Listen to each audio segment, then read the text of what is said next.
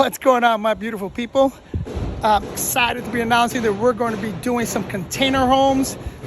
Just want to show you some of the work that's been done or is being done, and to give you an idea on what we're going to do. Not going to go into great detail because this is just a preview, but subscribe to the channel, follow us on this journey. You're going to see what we're going to be doing with these container homes. Very excited to start this project. I think they're going to do well, especially in our short-term rental business. But just to give you an idea on, here's some of them that we're currently working on. Well, real quick, that's the window frame that we're going to be using. We're not doing this type of door. We're actually going to keep the container door. We're going to put glass, impact glass as part of the door, unlike the way they just did it. But here's the framework. Here's the guys working on it.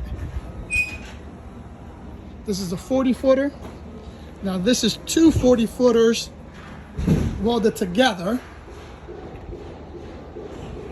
And here's the framework. So you can see hi-hats, the electrical is already up. Super excited about these projects. Stay tuned to the channel, subscribe. Love you guys, and I'll see you in the next one.